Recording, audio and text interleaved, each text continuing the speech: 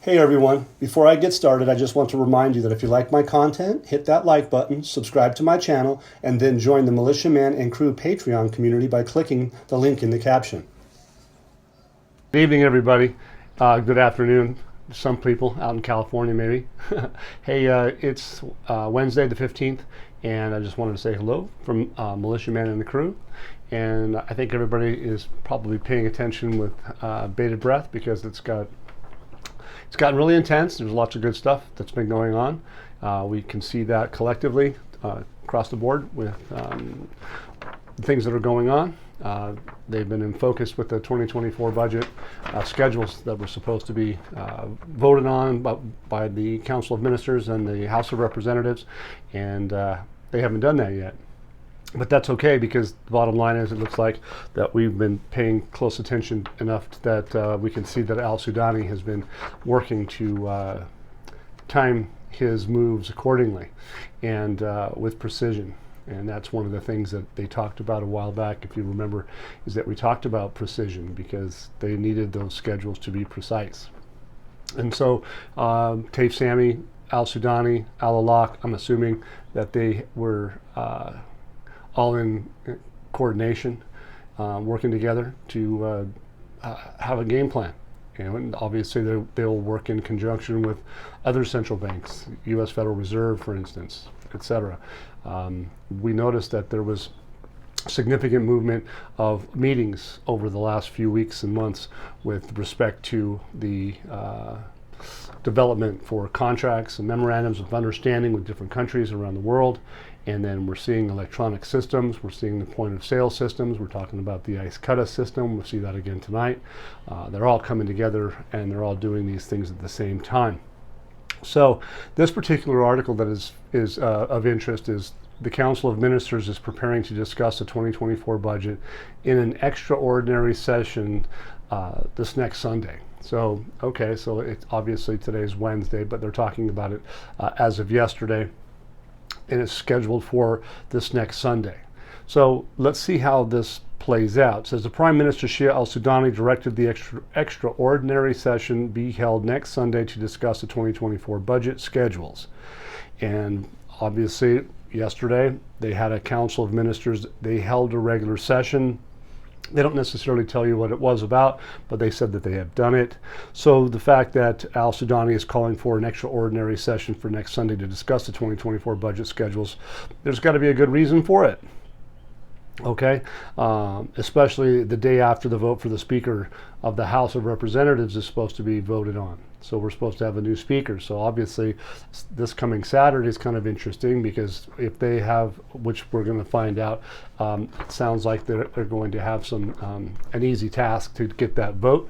And if that vote comes through, then again, we have all three presidencies in place prior to this this extraordinary session. So that is a very fascinating little bit of information. I think there's going to be more. Another thing on a sidebar is that the new government measures to facilitate the movement of trucks through border crossings. So we're seeing, we talked about electronic systems, border crossings are going to be electronic systems. So here, this article, I'll just briefly touch on it. There was meetings with the truckers around Iraq. They got together for the first time, that their appeals have been responded to, and the presence of representatives of Joint Operations Command, the Security Media Cell, heads of security services, directors of customs and controls in the Ministry of Interior, as well as representatives of the truck drivers. They all got together. Well, what are they going to do? We all know that they're going to be the port of Fao. All these different border ports are going to be bringing goods and services through what? The Development Road Project. And so they're going to be needing those trucks. The TIR, we talked about that. They've had a session for over a year now. They're ready to go. And so now they've been addressed. And so obviously there's going to be a coordination with everybody electronically, borders, exchange rate, those types of things. They're going to all have to be done at a specific time and manner to facilitate smooth trade, fair, and a level playing field. And so they're just not going to allow one border to open, another border to open, at different time frames. They're gonna get it. They're going to get it in sync. So that's what I'm expecting anyway. It goes the passage route for vehicles loaded with border goods of all kinds coming from Suleimania, Dakala. Governance also determined via the official border crossings recognized by the federal government. The person that's talking is Pervez Khan Bashmak, through the customs and security inspection and audit points. And that would be by this gentleman by the name of Bawa Mohammed, and he's control exclusively. It says the Diyala Government Police Command is assigned to coordinate with the government's administration to elect an alternative location for the current control in a way that secures the customs and security work requirements. So they've got kind of a long little list of things, but they're getting ready to do trade, and they're getting ready to do it efficiently, and they're going to be doing it under international guidelines effectively. And since they have the accession with the TIR, then obviously they're going to be tracking the goods and services. They're going to try to do it as efficient as possible so people aren't held up for time. That's their main goal.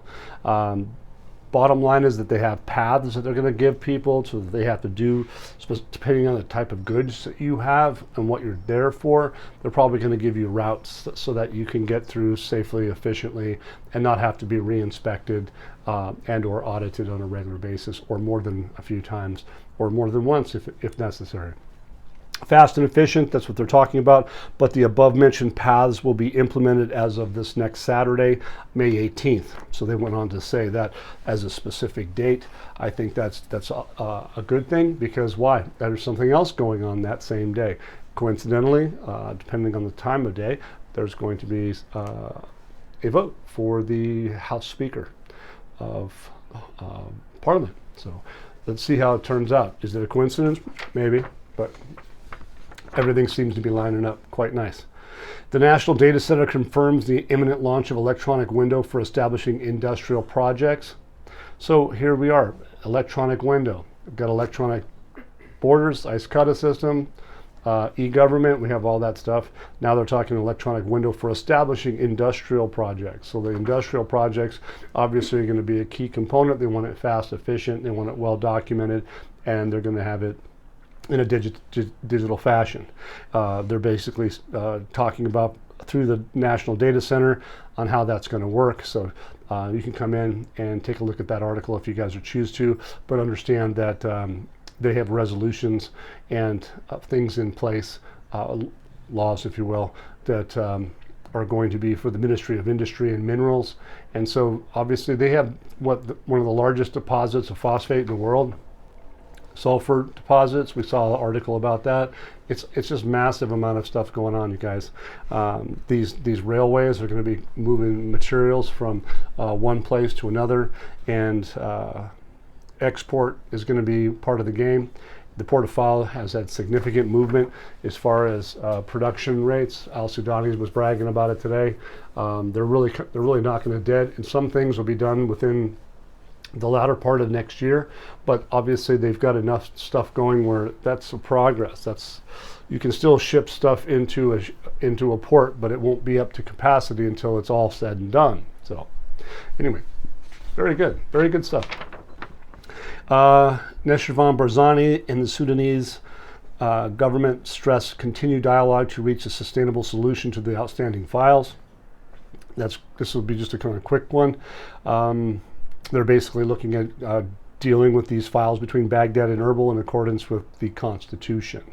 It says that the president of the Kurdistan region arrived Tuesday in the federal capital of Baghdad, and he met immediately after his arrival with the president of the federal court, Amiri, and the head of the Supreme Judicial Council, Zaidan. And so it's important that they probably did that, is because I think Barzani probably wanted to know exactly where he stood on the rulings and where they stand going forward. And I think you're going to find that one of these articles that I have today is going to express just how much the man's done, and he's obviously looking for some recognition, because he's done a lot of things, and he's had an historic visit with Tehran. The Iraqi government discusses the transfer mechanism in the Kurdistan regional government's budget allocations. So they're going into the components. It says transferring, basically the committee that they got together is reviewing the schedules for the federal general budget for the year 2024. And that's what's on the table for the Council of Ministers this coming Sunday, that extraordinary meeting. He says, transferring Kurdistan regional government allocations within the budget tables, especially with regard to employees' compensation, social care, regional government revenues, and the mechanism for handing them over to the federal government, as stated in the federal court rulings. So, what are they looking forward to do? Maximizing their revenues. They're going to have at these borders and ports. They're going to maximize revenues through non-oil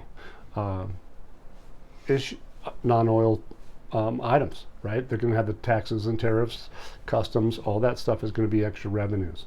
You're going to go into electricity, you're going to go into cell phones, you're going to go into a lot of different businesses, etc. But they're going to go into a lot of different things for taxation to make sure that the non-oil revenues get to the right place. They're not going to get grafted at the borders as much, possibly far less.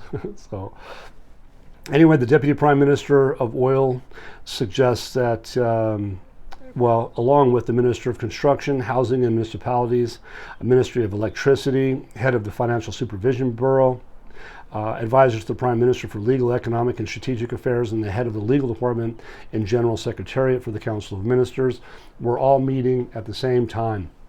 It's a pretty big stack of people, heavy hitters in that. Basically, it says that there was a delegation from the Kurdistan regional government. They arrived yesterday in Baghdad. I'm assuming they're still there today. But it says that the May 14th, Mohammed Shia Al-Sudani directed that the extraordinary session of the council be held on Sunday. It's a reiteration. Discuss the federal budget schedules for the year 2024. He says, we will continue dialogues with the federal government, and we are confident that we will be able to resolve the issues of the salaries and other files. And so obviously it's coming down to the wire. And today it looks like, today, Al-Sudani briefs Washington on economic and financial reform efforts and calls on its companies to invest in Iraq. So he's reaching out back to Washington and looking for those investments. So they probably want to secure the fact that you guys are coming in, right? You're coming in, right? and we're probably saying, yeah, you're going to change your exchange rate, right? Yeah, we're coming in. Prime Minister Shia Al-Sudani briefed the Assistant Secretary of State for Energy Resources, Jeffrey Payette, on the government's efforts and steps in the fields of economic and financial reform, calling on American companies to work and invest in Iraq. It says that Iraq's got a keenness to implement its executive approach with the axis of achieving energy self-sufficiency. So Iraq is not deviating from what they're doing. Their game plan's on track. United States of America late last April, those items that they talked about are said to be now being implemented on the ground. So actions are being taken. So it looks like we're not turning around, going the other direction or anything like that. It sounds like they are doing it. It says, which is being implemented on the ground in respect to the United States. Al-Sudani pointed to the government's efforts and steps in the field of economic and financial reform. I love it. Field of economic and financial reform, especially in the areas of tax, customs, and the banking sector, and completing the elements of the ideal investment environment. So completing the elements of the ideal investment environment, calling on American companies to work and invest in it. So they've completed the elements of the ideal investment environment so that they're giving assurances. I wouldn't be surprised if that's considered or has consideration for the guaranteed programs that they have, the government loan programs, the insurance, if you will, for companies coming in and investment. So anyway, the next thing I was going to say is the ideal investment environment has been completed. The memorandums of understanding are being implemented on the ground. So basically, what does this look to me like? It looks powerful because the more accomplishments are starting to show of Al-Sudani's hard work And this next Sunday should be, we're hoping for an extraordinary meeting that sheds even more light on this subject that we're dealing with. So another one off the cuff is Securities Commission. They say they're studying a possibility of licensing brokerage companies to trade in shares on international stock exchanges. Well, that's just like what we have here. You can go to a broker, you can go to, for instance, let's say Fidelity, or you can go to TD Ameritrade, Schwab, you can go to like God knows how many. But what they're doing is they didn't have that, and they're looking to do that in Iraq. It says that authority is working seriously to support and develop the stock market by studying the licensing of brokerage companies to enable them to trade in shares on international stock exchanges for the first time in Iraq. I think you guys ought to just delve into that and get ready, because each and every one of us that have a brokerage account may in the future, looks like, have the potential, if we wanted to buy stock in Iraq based off all the information, all the news that we know, all the efforts, and if you guys can read stock charts and know how to read fundamentals, you might find that you're going to find some fascinating companies. There could be some index funds that they have that you want to try to tap into. That's a whole other topic, but also realize that Iraq is moving forward. They've got huge reserves. They've increased their gold. They're going to have the private sector. Their stock exchange is probably just going to be one to reckon with. It's an emerging market, and a lot of money is going to start flowing. That's in my opinion. Get professional advice. But anyway, it says the steps in the context of protecting the rights of citizens to trade through brokerage companies that practice this activity without official license from the Securities Exchange Commission. So in other words, you can go to a broker so that you can buy stock, probably like on your phone or, home computer, whatever. But the bottom line is you can do that on your own, and you can set up your accounts separately. Basically, they seek to develop the financial markets in the country, and this is going to be helpful in doing so. If you have a regulated stock exchange market and brokerage houses, it brings confidence to the investors, and that's a good thing, because they report all the data that you necessarily need to make an accurate decision for your investments. So, after implementing electronic systems, Customs announces a historic increase in its revenues. Not surprising, right? So the IQD system has been working, but now they've actually implemented an even more system. But their bottom line is that their taxation and electronic systems are working already. They have increased 100% so far, I believe it's this year. And they're looking to, if everything goes well, it could actually increase to 300% increase in revenues. So take a look at this article, because it says after implementing electronic systems, Customs announces a historic increase in revenues. And they're going to be knocking it out of the park. But 100% is big. And if you're going to hit 300%, that's flat out amazing. Prime Minister receives the Vice President of the World Bank for the Middle East and North Africa. Wouldn't you like to be the genie in the bottle in the photographs on Patreon with us? By the way, if you haven't already got started, you can find Militiaman and Crew at patreon.com/MMANDCREW, MM and Crew. Come in, check us out. We also have a Discord chat room that goes along with that as a member. Many people are enjoying it. It's very vibrant.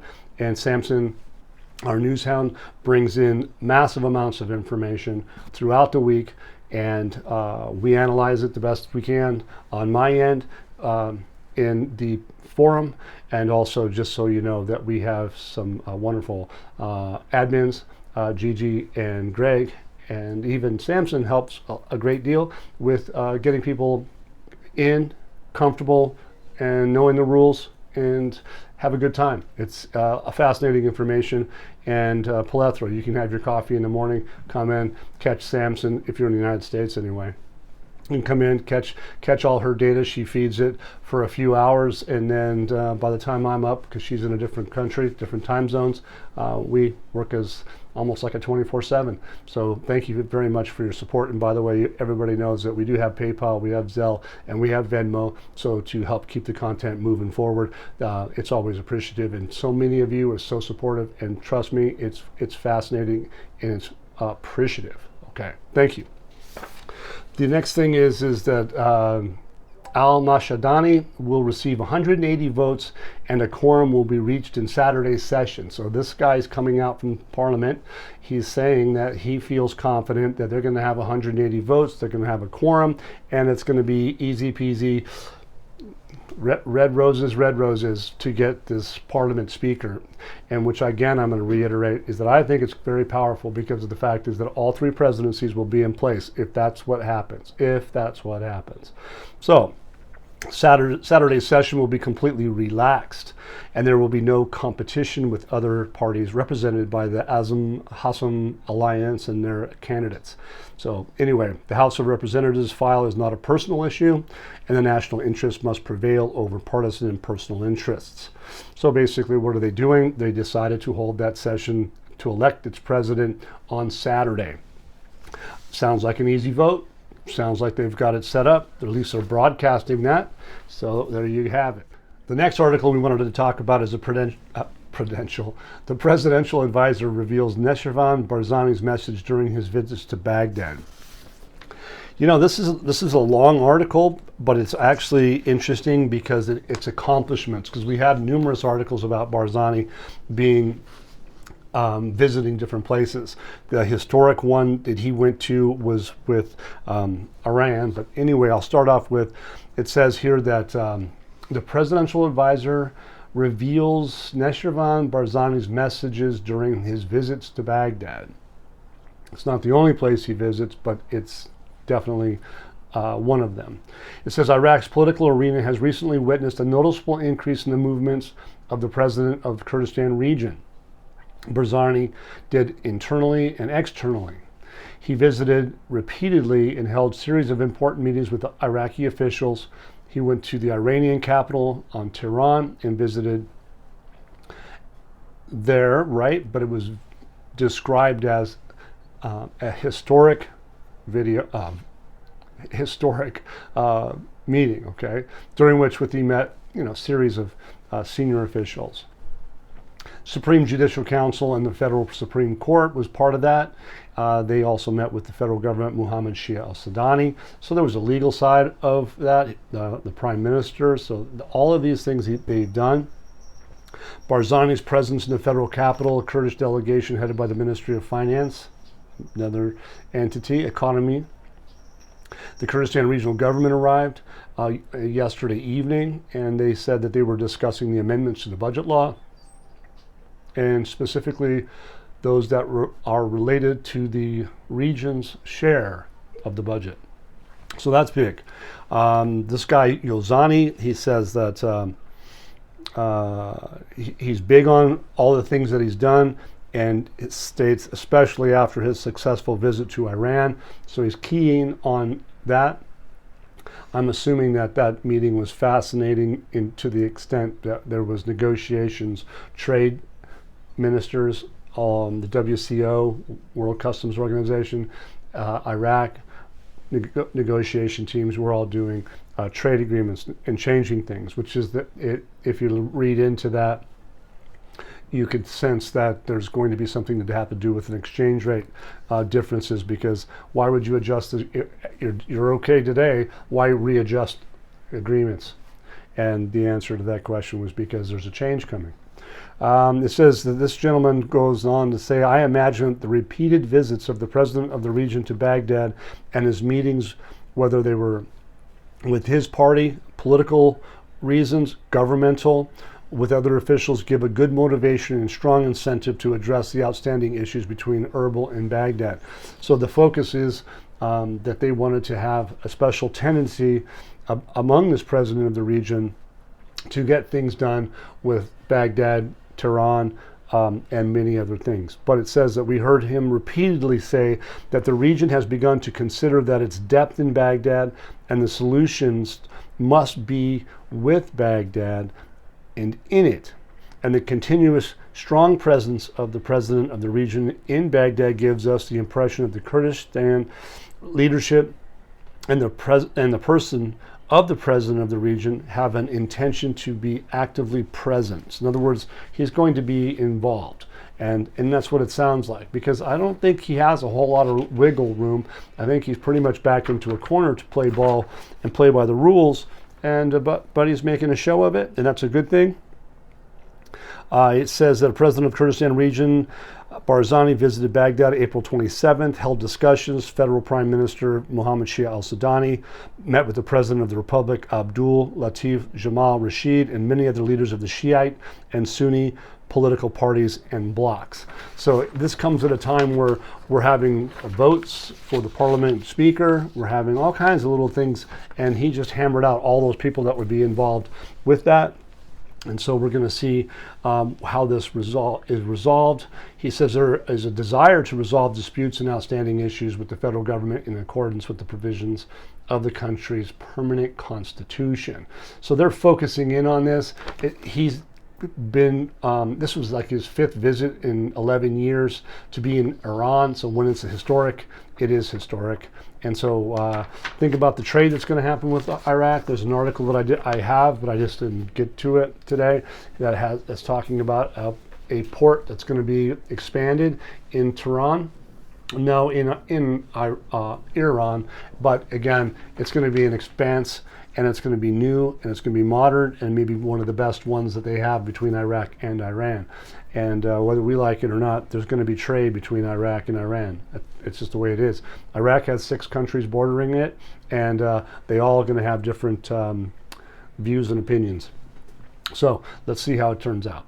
The Finance Committee knows nothing about the budget tables, so that's fascinating, right? So that everybody's been waiting for the budget to be in front of the Council of Ministers and then on to the HOR. But here this says the Finance Committee doesn't know anything about these tables. Well, why is that?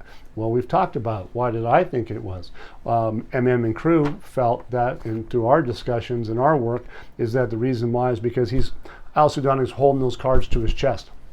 He's holding a key component to the budget schedules, and we believe that it's going to be an effective towards all investors in Iraq, and that's the hope anyway. That's what they're leading us to believe through a good study.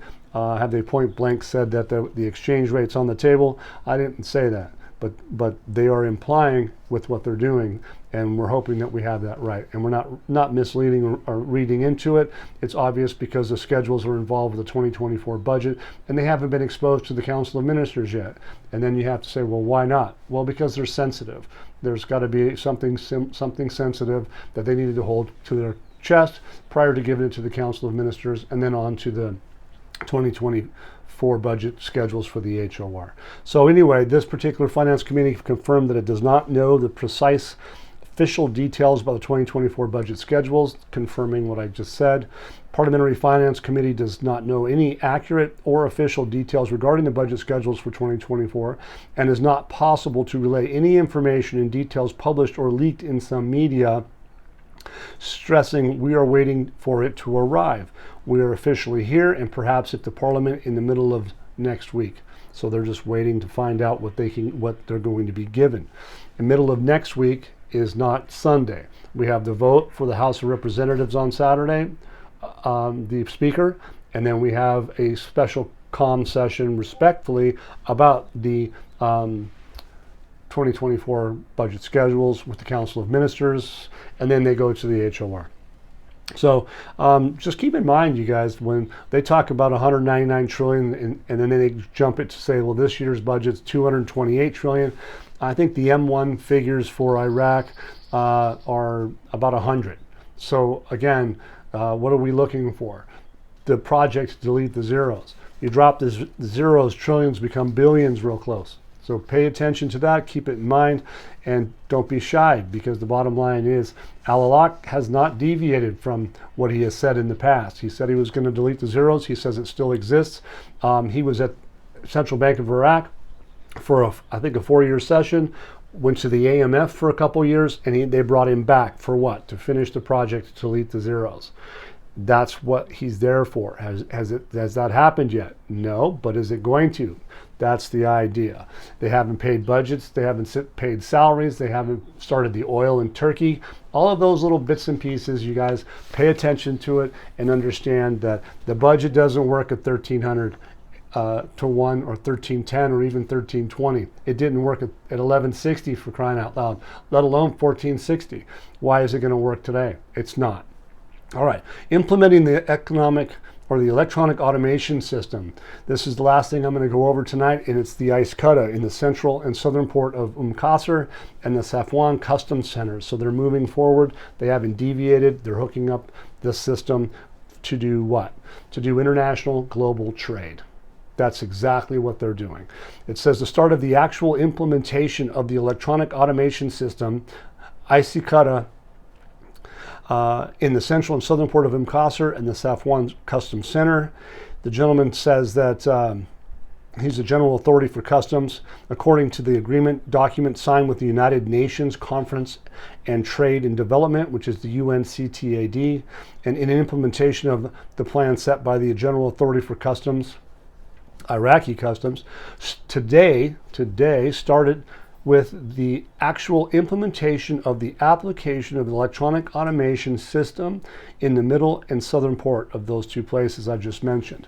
This came to complete the project initiated by the authority to automate customs centers using the IQD system, which helps unify customs procedures and reach accurate statistical reports on imported and exported goods and implement customs decisions outgoing. So we've been following this along for years, and here they are telling you today actual implementation of electronic automation system. Are they done with the whole country yet? I don't think so, but the bottom line is they've got quite a few major spots that they mentioned that are ready to go. Done, set, let's go. It says that bringing the total number of customs centers that customs work has been automated with is 7 customs centers, 3 of which are in Baghdad and 4 in Basra, including air centers, sea centers, and land center. So the work is continuing to implement these electronic automation systems in all customs centers successively in the coming period. So they've got 3, 4, etc., and they're moving forward. So basically, my view is that they're truly beginning the Iraq's new future of implementing her border crossings and customs centers.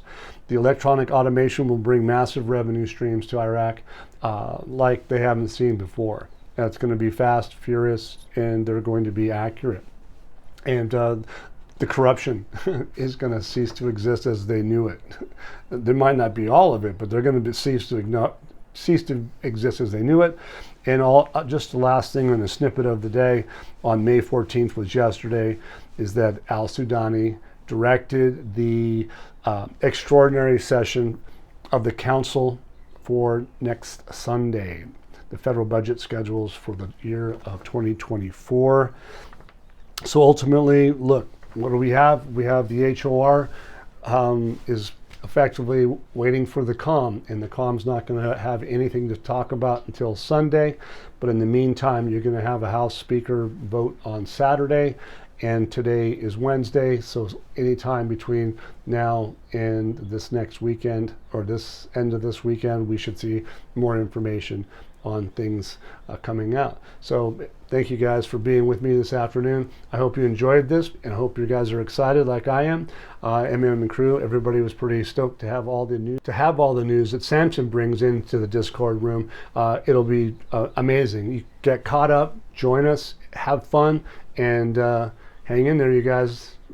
Beautiful and wonderful time frame. Thanks for being with me.